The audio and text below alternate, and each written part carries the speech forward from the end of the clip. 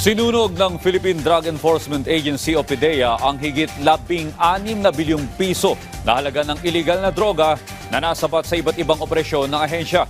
Yan ang ulat ni Gab Villegas.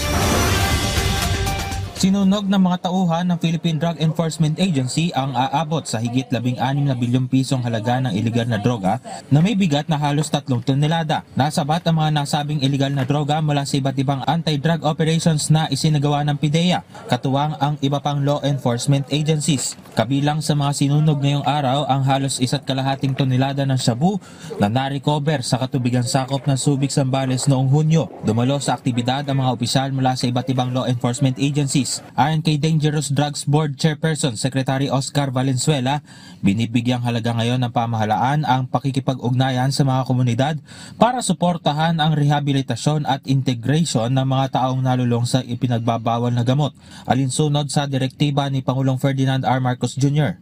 Tayo ngayon ay kumikilos patungo sa modelo na binabalanse ang batas at kaakibat ang prevensyon, edukasyon, kalusugan, paggamot at rehabilitasyon, kasama na rin ang reintegrasyon ng mga individual na mga naapektuhan sa illegal na droga.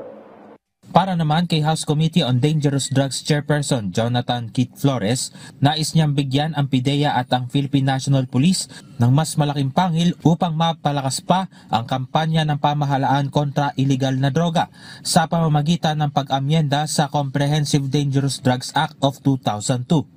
Reaffirm our steadfast commitment, number 1, to strengthen the policies that guide our anti-drug agencies, number 2, to enhance their capacity to dismantle drug syndicates, and number 3, to ensure that those who profit from the proliferation of illegal drugs are held accountable.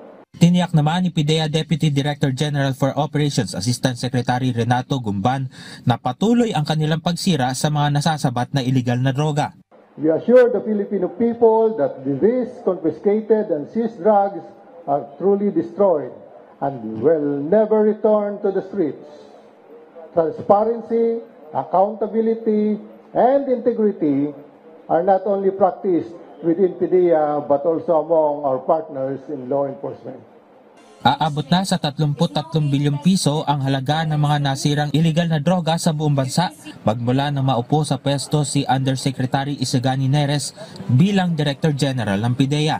Taong 2023 naman ang sinira ng PDEA ang aabot sa halos 20 bilyong pisong halaga ng illegal drugs na may bigat na aabot sa halos 4 na tonelada. Gab Villegas para sa Pambansang TV sa Bagong Pilipinas.